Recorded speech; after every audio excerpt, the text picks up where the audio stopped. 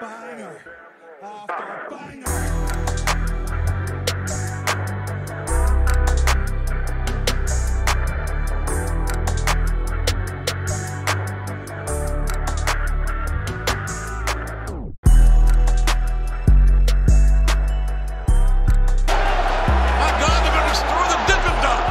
What's going on, guys? It's your boy Big Hero Chris back at you with another one.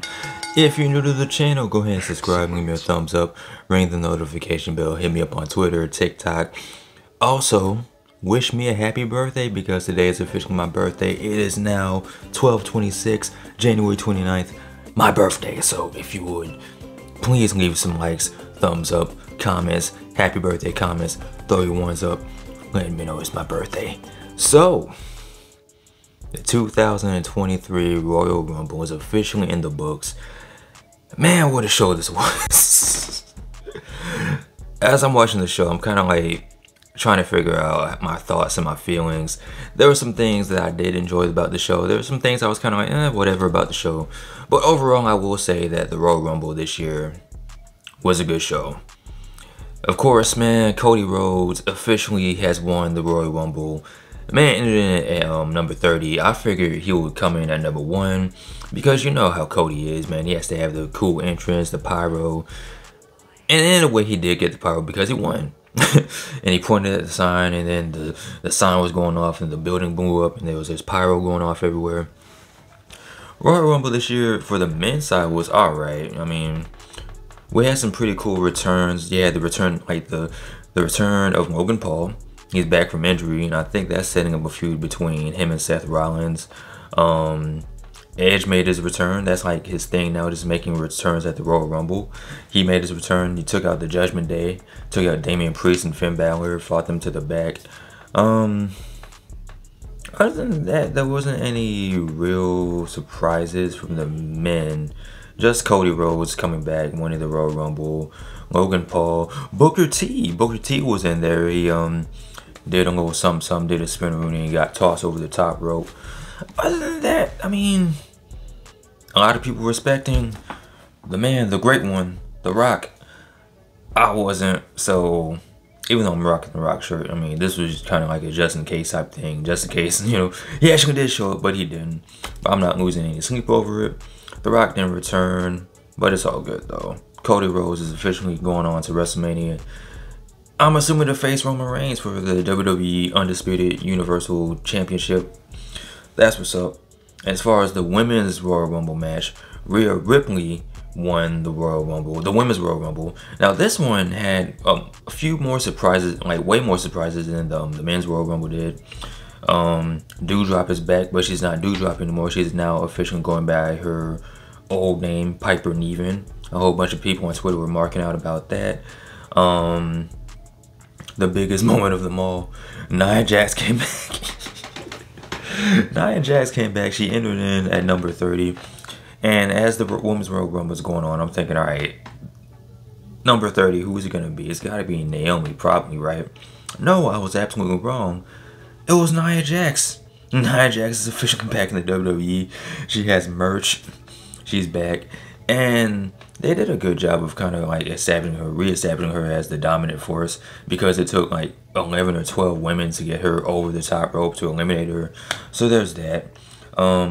Chelsea Green made a return. I'm not gonna lie to you, I don't really remember Chelsea Green's first run in WWE or in NXT. A lot of people were excited to see her back. She got a good reaction. I'm like, alright, it is what it is. And the thing is, she didn't even last long. She was only in the match for like, what, 5-10 seconds. She ran in and got tossed over the top rope. That was it. That was all she wrote for Chelsea Green. Other than that, Women's Royal Rumble was pretty fun. Hold on. I gotta go back, because we did have another return. We had the return of Asuka, and she had the Kana makeup on, the Kana clown makeup. I'm not too familiar with Kana from her run in Japan, but I'm really intrigued to see where this goes, what she does. It came down to Asuka Rhea Ripley and Liv Morgan. Liv Morgan and Rhea Ripley were the 1 and 2, like the first 2 people in the match, and they lasted all the way to the end. Asuka got eliminated first, and it came down to Liv Morgan and Rhea Ripley. And like I said, Rhea Ripley won. She also pointed at the sign. It is officially pointed the sign season. So whenever people come back or make their returns or want to challenge someone, they don't have to cut a promo. All they have to do is just come back and just point at the WrestleMania sign, and you know it's official. So this leads to kind of a low point in the show for me, and that was the Raw Women's Championship match between Alexa Bliss and Bianca Belair. Now, Bianca Belair was looking good as always. Alexa Bliss was looking good as well, but for some reason, whenever these 2 women wrestle, it doesn't really click. It doesn't seem like they have much chemistry. Like, it seemed like they were trying to just going through the motions, just getting the match over with. Bianca Belair won, which I'm not mad about at all. And then after the match, Alexa Bliss was kind of looking sad and depressed and whatever. And then you had the Uncle Howdy logo, the Bray Wyatt logo flash on the screen. Then you saw a swing set, and you just saw like all these random images. And then it just cut back to Alexa Bliss sitting in the middle of the ring, just looking how she looks. Where this goes, I'm not entirely sure. Now, something I wouldn't mind seeing is maybe something between Asuka and Alexa Bliss, because you got Alexa Bliss going crazy, and you got Asuka got the clown makeup going on. So I feel like that would be something that might do a little something in the future. But then again, I might be wrong. I don't know. But speaking of Uncle Howdy, speaking of Bray Wyatt, speaking of Mountain Dew, speaking of Pitch Black, I forgot to go to the store and get the Mountain Dew Pitch Black, but we do have the Pitch Black match, brought to you, of course, by Mountain Dew. Now, going into this match, we didn't know what the rules were, but as the match was taking place, they did explain that it's pretty much a no disqualification, no rules match, anything goes with with like glowing ropes. Like the way they had the ring set up was actually pretty cool. Like the ropes were glowing in the dark. It had a Mountain Dew logo in the middle of the ring. LA Knight came to the ring with some neon green tights on, the neon green knee pads, and then Bray Wyatt came out. He had some makeup on, and then as the lights went off, the makeup changed and it looked really freaking badass. Like his eyes were glowing, like the makeup he had on, the paint he had on was glowing in the dark as well. Bray Wyatt ended up winning the match, and then after the match, I don't know if this was a mask or more makeup, but his face changed, and it was like a different type of mask or a different type of makeup. And then you see it was kind of fiendish, but not really the Fiend. Bray Wyatt started going crazy. LA Knight was trying to get away. He started hitting Bray Wyatt with the kendo stick. Bray Wyatt no-sold it. They fought to a different part of the arena. And as they were fighting, you see this big tall setup, and on top of the setup is Uncle Howdy. This dude appeared like Batman. And then as Bray Wyatt and LA Knight are fighting, Bray Wyatt knocks LA Knight down, and then Uncle Howdy jumps off the top of this structure onto LA Knight. He missed him by a country mile. Like if you go back and look at the replay, he clearly missed LA Knight. And I think he was intended on hitting him. And then the pyro and the fire and everything goes off. And then someone on Twitter said that Uncle Howdy is Shane McMahon. Someone else said Uncle Howdy is Darby Allin. I'm like, y'all are funny. Y'all are hilarious. But yeah, man, Bray Wyatt won the first ever Pitch Black match. I hope this becomes a thing. I hope somehow, some way they got this in WWE, the new WWE 2K game. I don't know how or why, but I hope that somehow they finessed their way into getting. I hope Mountain Dew somehow finessed their way into getting this match type inside the game. So this leads us to the main event, the match we've been waiting for, man. The big one, the most obvious outcome was, of course, Roman Reigns wins. But the match itself was fire. Like outside of the Pitch Black match, this match was my favorite match because, of course, Roman Reigns and Kevin Owens always deliver. They have, unlike the Alexa Bliss and Bianca match, Kevin Owens and Roman Reigns do have tremendous chemistry with each other.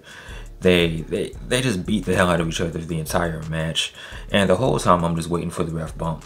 And as the match is going on, you had the ref bump, and Roman Reigns hit Kevin Owens with a low blow. Roman Reigns told Sami Zayn to go get the chair. He kind of hesitated a little bit. Roman Reigns was like, go get the chair, Sami. And Paul Heyman's at ringside crying, go just get this chair, go get the chair. So eventually Sami Zayn gets the chair. He kind of hesitates in bringing the chair in. And Roman hits Kevin with the chair. And then he goes for the cover. And then Kevin Owens kicks out. Roman hits him with Superman punches and spears. He spears he spears Kevin through the barricade. Sami's begging with Kevin Owens to stay down. He's at ringside crying as well. Whole bunch of theatrics and sports entertainment. I'm over here pumping my fist like this is the greatest thing ever. And of course, Roman Reigns eventually hits another spear on Kevin Owens and wins with the 1, 2, 3. Now after this happens, Roman Reigns starts putting the beats to Kevin Owens. He starts beating Kevin Owens down. The Bloodline comes down. Jey Uso, the Usos come down. Solo comes down. They start beating up Kevin Owens. Hit him with steel chairs. The Bloodline end up handcuffing Kevin Owens to the ring ropes. And then the Usos started super kicking him. Pow, super kick, pow, super kick, pow.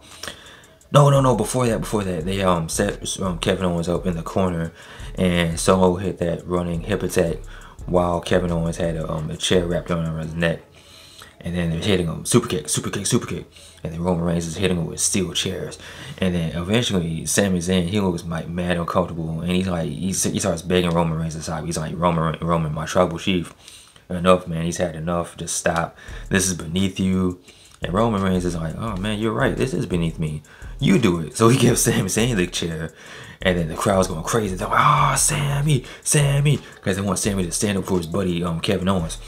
And then Roman Reigns gets in Sami's face. Like, yo, man, everything I've done for you, you hit him with a steel chair. Just do it. Do what I tell you.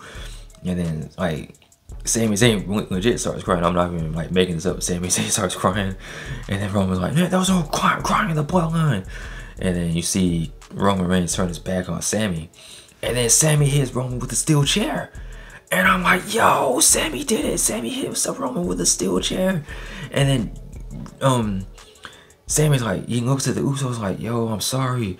And Jay's like, yo, what did you do, man? Why'd you do this? And Jimmy's like, yo, you motherfucker. And he super kicks Sami.